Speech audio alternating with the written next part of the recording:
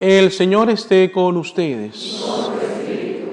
Lectura del Santo Evangelio según San Mateo.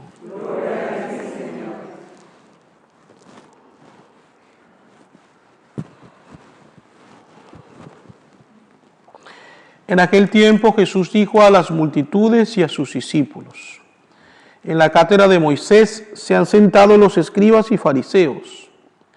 Hagan pues todo lo que les digan, pero no imiten sus obras, porque dicen una cosa y hacen otra. Hacen fardos muy pesados y difíciles de llevar y los echan sobre las espaldas de los hombres, pero ellos ni con el dedo los quieren mover. Todo lo hacen para que los vea la gente. Ensanchan las filacterías y las franjas del manto. Les agrada ocupar los primeros lugares en los banquetes y los asientos de honor en las sinagogas. Les gusta que los saluden en las plazas y que la gente los llame maestros. Ustedes, en cambio, no dejen que los llamen maestros, porque no tienen más que un maestro, y todos ustedes son hermanos. A ningún hombre sobre la tierra lo llamen Padre, porque el Padre de ustedes es solo el Padre Celestial. No se dejen llamar guías, porque el guía de ustedes es solamente Cristo. Que el mayor de entre ustedes sea su servidor, porque el que se enaltece será humillado, y el que se humilla será enaltecido. Palabra del Señor.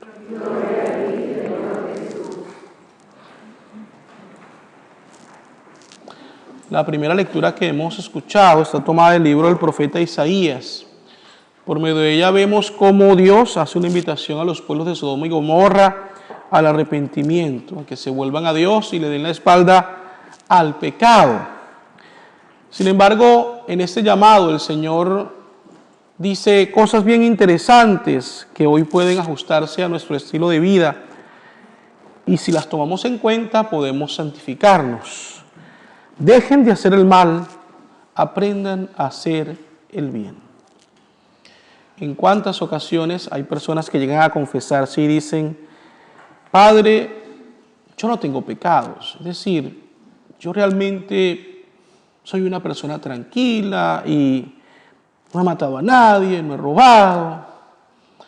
Y se nos olvida que no solamente es cuestión de no hacer el mal, eso me parece perfecto, pero también podemos pecar de omisión, es decir, no hacer el bien que Dios quiere que hagamos, y especialmente el bien que podemos hacer. Allí hay tela de donde cortar, es decir, hay mucho material que podemos meditar en relación a este pecado, porque en ocasiones somos algo indiferentes, no queremos muchas veces tal vez involucrarnos en ciertas situaciones que podrían llegar a ser hasta incómodas para nosotros. Tomamos hasta cierto punto la actitud del sacerdote y el levita en la parábola del buen samaritano, que para no verse involucrados con el hombre tirado en el camino deciden pasarle por un lado. Queridos hermanos y hermanas, luchemos para no hacer el mal, que bien, pero esforcémonos también por hacer el bien que Dios espera de nosotros. Más adelante el Señor nos dice: aunque sus pecados sean rojos como la sangre, quedarán blancos como la nieve.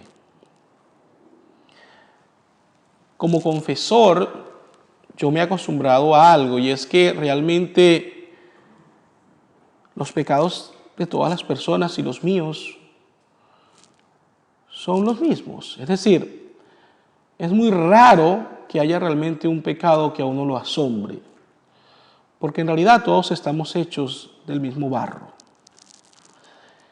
Y si llegara a existir tal vez un pecado que me asombre, siempre tengo un antídoto muy bueno, y es el siguiente. Ya lo he comentado antes, la enseñanza que una vez un sacerdote en el seminario me dio, y me dijo: Óscar, nunca te escandalices por un pecado que escuches en confesión. Piensa que como hombre tú puedes cometer pecados mayores. Por lo tanto, cuando leo y medito: aunque sus pecados sean rojos como la sangre, quedarán blancos como la nieve, Lo creo profundamente. Porque Dios tiene una cualidad. Dios no solamente perdona, sino que realmente Dios olvida. Nosotros nos cuesta esto. Hay personas que dicen perdonar ciertas situaciones, pero buscan después la ocasión para recriminarle una y otra vez a la otra persona su pecado y su error. ¿Cuántas veces no lo hemos hecho? O incluso no los han hecho. Pues Dios tiene esta cualidad especial de que cuando Él perdona, Él olvida precisamente para no recriminarnos nuestro pecado una y otra vez. Es algo que también deberíamos poner en práctica si realmente queremos crecer en santidad. Y una última frase que entresaqué de esta primera lectura es la siguiente: pero si se obstinan en la rebeldía, la espada los devorará. Hace años ya escuché un poema de Amado Nervo. Solamente recuerdo una frase, que es la que hoy les voy a mencionar. Y veo al final de mi rudo camino que yo fui el arquitecto de mi propio destino.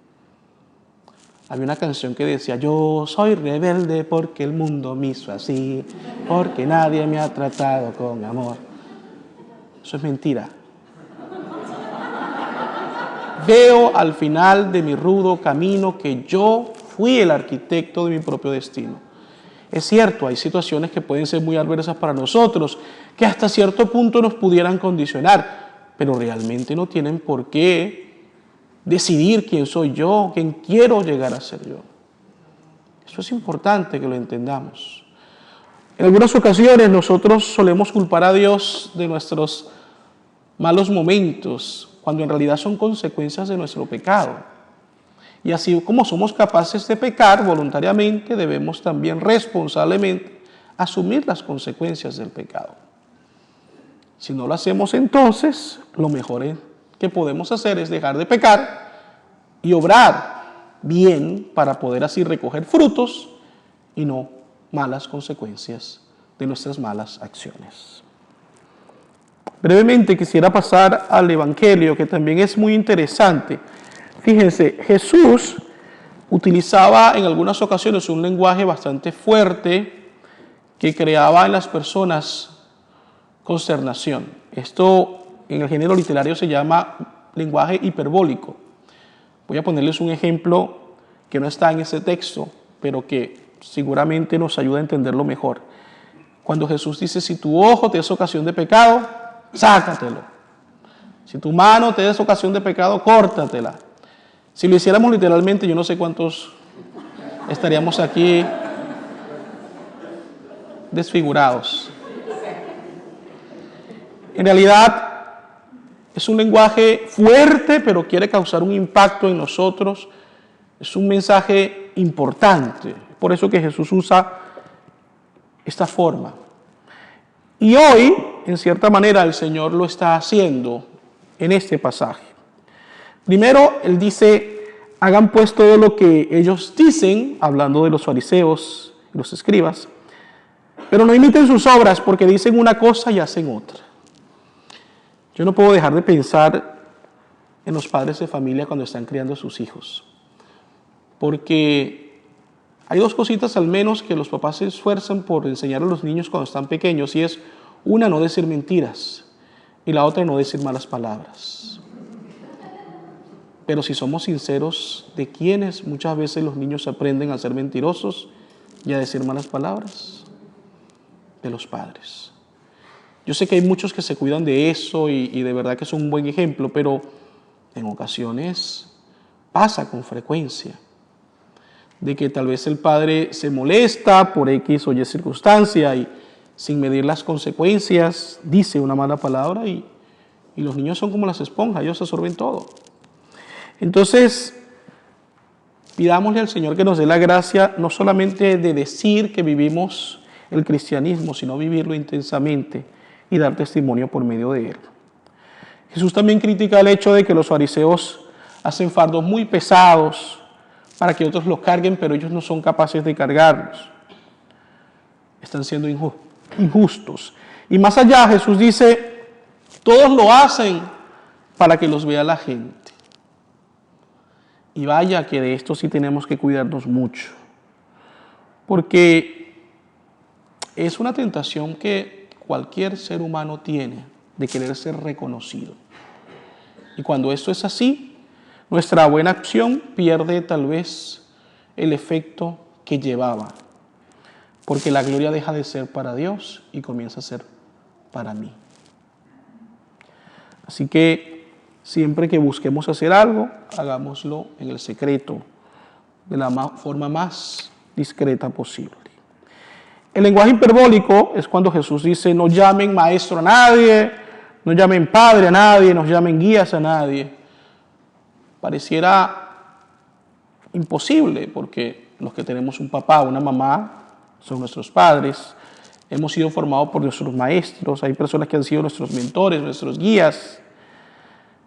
Pero para poder entender esto que Jesús nos pide, simplemente tenemos que leer de una manera muy sencilla las últimas 2 líneas de este pasaje del Evangelio, que nos dan la respuesta. Que el mayor de entre ustedes sea su servidor, porque el que se enaltece será humillado, y el que se humilla será enaltecido. Jesús no está en contra del título como tal, está en contra de la actitud de soberbia, de prepotencia, que muchas veces nosotros pudiéramos tener y que no viene de Dios. La humildad es la medida de la santidad. San Juan Edes lo decía. Pidámosle pues al Señor que nos haga mansos y humildes de corazón para poder reconocerlo presente en nuestras vidas y para poder obrar buscando su gloria y no la gloria de cada uno de nosotros. Así sea.